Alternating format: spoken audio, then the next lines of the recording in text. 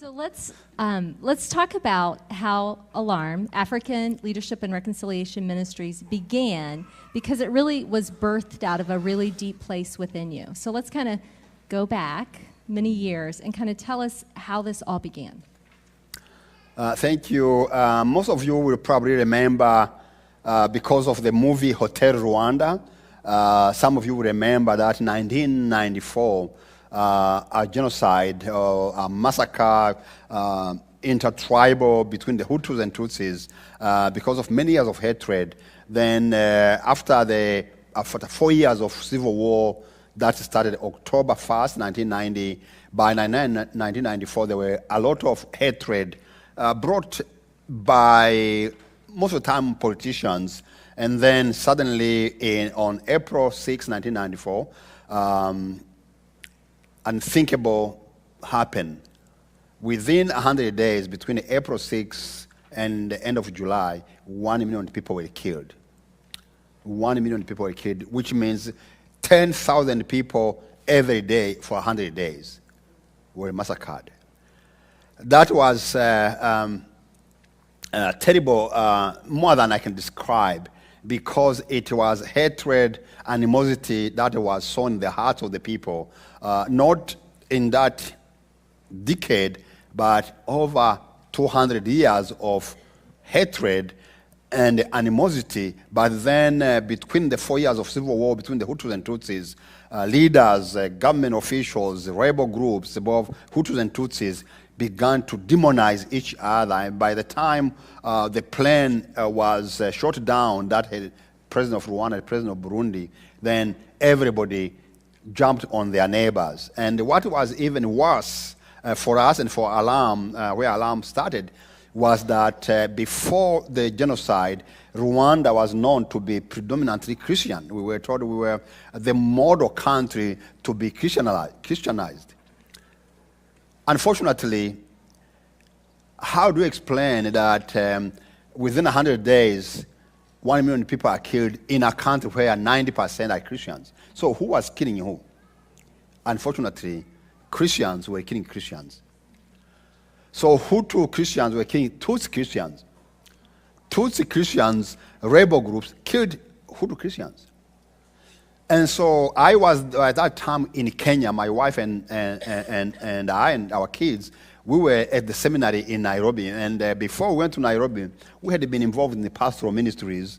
And so we were getting ready. In fact, this was our last semester. We were getting ready to go back to Rwanda when this happened. And so God, in His grace, put a burden on us, my wife and I, to really not to go to do what we are doing today. When God calls us, He doesn't give us all the 9 yards.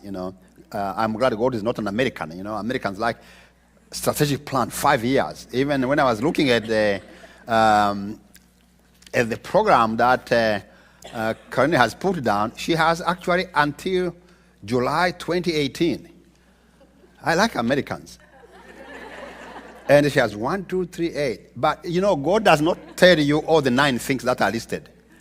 He tells you number 1. And then when you go by faith number 1, then He tells you number 2.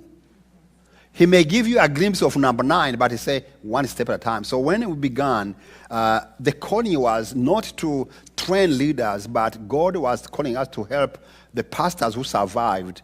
Many of them, majority of those pastors had lost their wives and their children. They had been in ministry speaking like I'm doing, or evangelizing, or hospital visitation, to go back home to find their wives and their children chopped into pieces. And those pastors were saying, where was God when my wife and children were killed? Other pastors had hidden the members of their congregation in the church, and the militia or the rebels came and said, Pastor John or Pastor Celestin, you are hiding the wrong people. If you don't give them up, we'll throw a grenade on your house, we'll kill you and your wife and the children. You are mothers. You love your babies. I know mothers will die for their babies. Some men will also die for their wives. Not all the men. And I don't know any man who would easily give up his wife and children to be killed. But I don't know what you will do if somebody came and say you are hiding.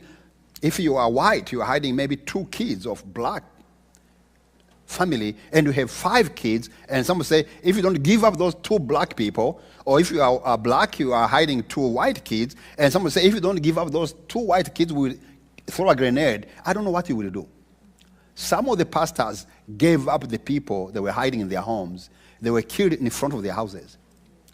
And those pastors were saying, can I be forgiven? Can I be a pastor again? And so the anger, the bitterness, the shame was causing those who survived to quit the ministry. We had other pastors who had gone who had hidden the people in their home. They fled, and they thought nobody saw them, and they fled to the refugee camps, but their neighbors went to call the militia and say, there are bad people in the pastor's house. They killed the people in the house of the pastor, and the pastor is gone. So the sense, have I been there, maybe I would have saved them. Or maybe if I had stayed home, I would have saved my wife and my children. So the survival guilt was making. So the pastors, church leaders were in a mess. Those who survived were quitting. So I thought God was calling my wife and I to go to minister to them, healing and reconciliation, forgiveness, and go back in the ministry. But as we began to work with those pastors one by one, then we began to discover that the problem is deeper than what we thought. What had happened in Rwanda, we had been really busy. We had been busy in the church making converts, but not making disciples. And so we have people who came to church. They were happy they were Christians, but they thought they are Hutus or Tutsi first, and then they are Christians second. Or they belong to their tribe, and their allegiance is to their tribe, not to Christ. And I have seen this in America too. Some people think they are white or black first, then the Christian second, or Democrats. Those are 2 tribes in America, Democrats and Republicans. I am a Democrat first. No, you are Christian first. And so that's what began to come to us, that we in the church, we had been busy making converts, and the Great Commission is to make disciples. And disciples don't kill each other based on tribe or on the race. The second problem that we discovered was the revenge, or what they called justice. Literally, some of the pastors were saying, I know somebody who killed my wife and children. Can I go kill them and then forgive them after? So that's when really we realized that God is calling us to just not help the pastors to come back in the ministry, to deal with their anger, their shame and their guilt and their bitterness against God and their neighbors, and also to help them deal with their sense of justice by revenge, but to begin to realize that the future of our nation is not in the hands of politicians or political parties. The future of the nation of Rwanda is in the hands of the church that can become an instrument of healing, forgiveness, and reconciliation. And so then we began to work on how do we train these pastors, how do we train them to be, not just to make convert, to disciple the people, but also how do we teach them to begin to open their hearts for possibilities of embracing their enemies through forgiveness and reconciliation. And so that's how the ministry began in 1994, because of the tragedy that happened. Of course, 3 years later, after I began the ministry, my own family was murdered. My father, my brother, his wife, his child, and my adopted sister, together with 70 people in the church where I was a pastor, they were all killed in less than 12 minutes. And so that became, for me, a reality from the beginning of this ministry 22 years ago, about 23 years ago, when terrible things happened in Rwanda. So that really became a reality for my life, for the life of my family, how we're going to deal with loving our enemies, even if we're loving our neighbors, even our neighbors are supposed to be our enemies, and it's no longer a choice, but it's a command. It's not how we feel, it's what God commands us to live. And so that began what became ALAM, African Leadership and Reconciliation. Thank you.